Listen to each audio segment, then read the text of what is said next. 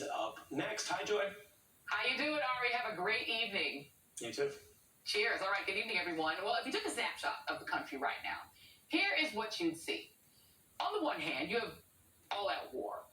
As the American right and the party it has consumed, the Trumpist Republican Party, takes aim at every civic and cultural institution, from whether we live or die from COVID to our schools and history and democracy itself, banning books, senators defending Nazi salutes, and unhinged anti-vax protests at school boards. And most popular conservative cable news host going full Alex Jones, promoting a fringe conspiracy theory about the January 6th insurrection being a false flag. So that is all happening, and we're going to get to that later in the show. But right now, there's also a war on the Democratic side. Today, we saw President Joe Biden declare victory, putting everybody on the spot and announcing a new framework for Build Back Better before he got on a plane and headed to Europe, where he plans on telling everyone that America is back. But the situation on the ground in D.C., as usual, is more complicated than that. At the same time Biden announced his new framework, he also emphasized the importance of passing the bipartisan infrastructure bill, which Speaker Nancy Pelosi was trying to bring to the floor as soon as possible due to the looming expiration of the Highway Trust Fund. The fate of these two bills were linked, supposedly to make moderates and progressives hold hands and jump together. But as two conservative Democrats, Joe Manchin and Kyrsten Sinema, have seemed to break that deal, conservatives have made it clear for months that they will not vote for one bill without the other. And without firm support from Manchin and Sinema on Biden's framework, they are holding the line. At this point, it's a matter of trust. In a statement today, the Progressive Caucus stressed that while they're still enthusiastic about the framework, there is too much at stake for working families in our communities to settle for something that can be later misunderstood, amended, or abandoned altogether.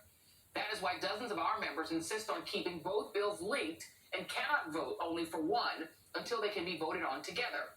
Members of our caucus will not vote for the infrastructure bill without the Build Back Better Act. And they prevailed, with the House voting on a transportation assessment tonight and adjourning until next week to work on bipartisan infrastructure and Build Back Better. Now, the White House has expressed confidence, in having 50 votes for the framework, and Manchin and Sinema seem open to the bill, with Manchin saying he agreed on the price tag, and Sinema saying she looks forward to getting it done, in meeting today with Progressive Caucus Chair Pramila Jayapal. Earlier today, President Biden stressed how important this legislation is, telling the Democratic caucus this morning that, quote, "I don't think it's hyperbole to say that the House and Senate majorities and my presidency will be determined by what happens in the next week." And he made it clear to the country what a BFD this plan is. After months of tough and thoughtful negotiations, I know we have an historic economic framework. It's a framework that will create millions of jobs, grow the economy, invest in our nation and our people. I ran for president saying it was time to reduce the burden on the middle class, to rebuild the backbone of this nation, working people and the middle class. I couldn't have been any clearer from the very moment I announced my candidacy. That's why I wrote these bills in the first place and took them to the people. I campaigned on them, and the American people spoke. Indeed, it is a very ambitious proposal, with $555 billion dedicated to climate and clean energy provisions. It also includes universal pre-K, child and elder care, housing, an extension of the child tax credit, as well as expanded health care, including in the states that refuse to expand Medicaid. But paid family leave, free community college, expanded Medicare, and prescription drug reform didn't make it. So those trust issues are real. For the latest, I'm joined by Ali Vitale, Capitol Hill correspondent for NBC News. And Ali, just confirm for us, because what it looks like today, earlier today, you saw Senator Bernie Sanders come out and say he didn't think there ought to be a vote on the infrastructure bill until there was more than just a framework for the Build Back Better bill. And it looks like, despite the fact that we heard earlier that there was going to be a vote on the infrastructure bill, that didn't happen. It looks like the progressives prevailed on this. Yeah. What are we hearing? What are you hearing from inside the caucus, the Senate and House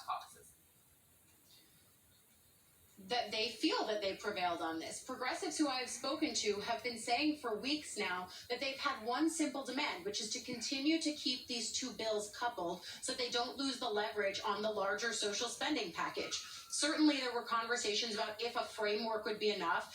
After it was released this morning, it was clear in conversations with lawmakers that a simple framework wasn't enough because of the trust deficits that you were talking about, both between the House and the Senate, but also between moderates and progressives. That's what we've continued to hear, and I imagine you can probably see over my shoulder, Joy, Congresswoman Pramila Jayapal, who leads that Progressive House caucus, is talking with reporters now. I imagine that she's reiterating something similar to what we're talking about, which is that they have endorsed, and they voted to endorse as a caucus, the framework that was released this morning, while continuing to say that they need all Democrats in the House and all 50 Democrats in the Senate to assure that they are going to be able to move forward on these two bills in tandem.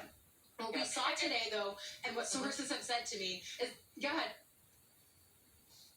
Go on.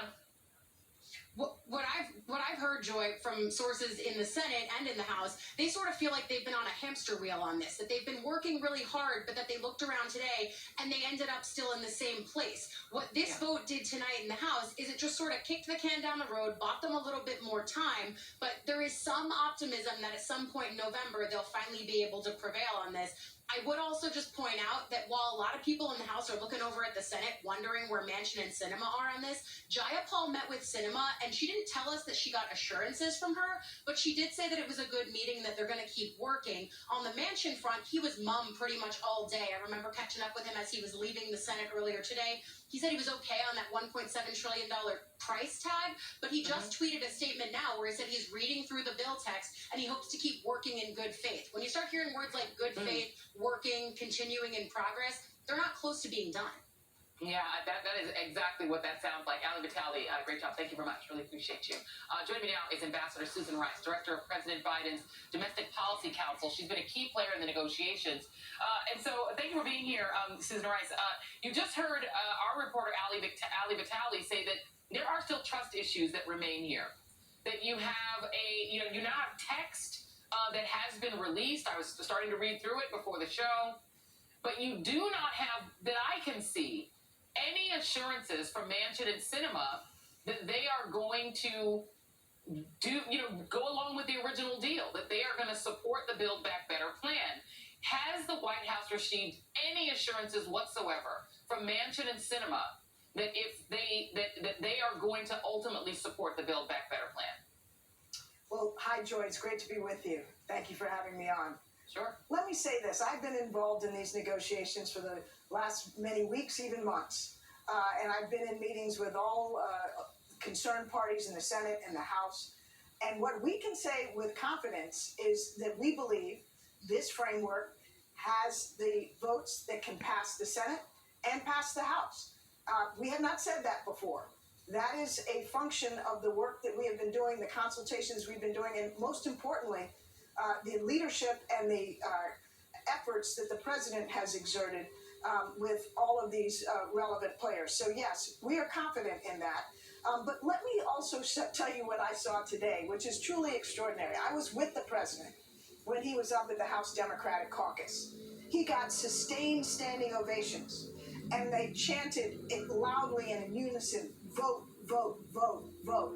And that's what we're going to do. We're going to vote because what this package is, Joy, is it's transformational, historic, and it has already garnered, since being released today, support from every spectrum of our party. Nobody's arguing about the substance. Everybody agrees that what is in here, universal pre-K, child care, housing, higher education, extension of the child tax credit, incredible provisions to protect our climate are all necessary and worthy. And they agree that we need both these bills, the bipartisan infrastructure framework, as well as the Build Back Better agenda. So I'm confident.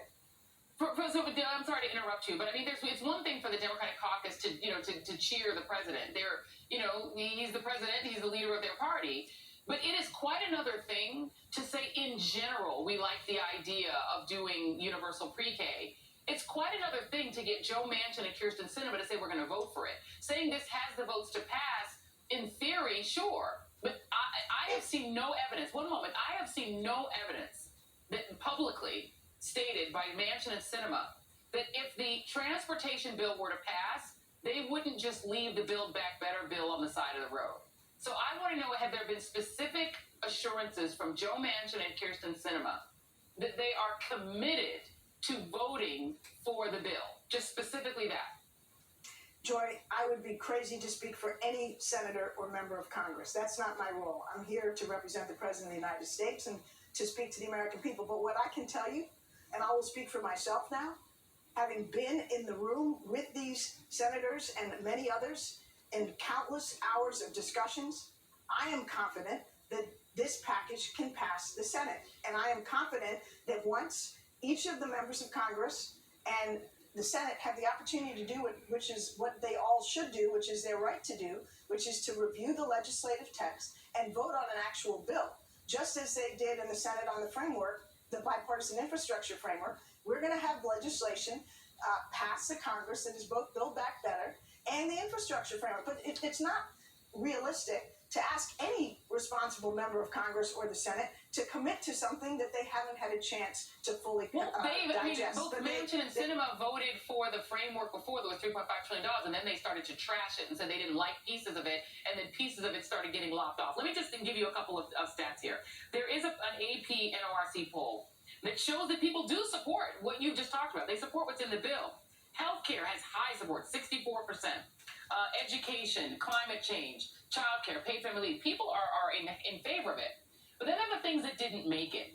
Casey Hunt tweeted today from CNN that she is pretty much going to spend, she believes she's going to spend the next, all the way till the midterms, covering suburban women who are turned off by the fact that paid family leave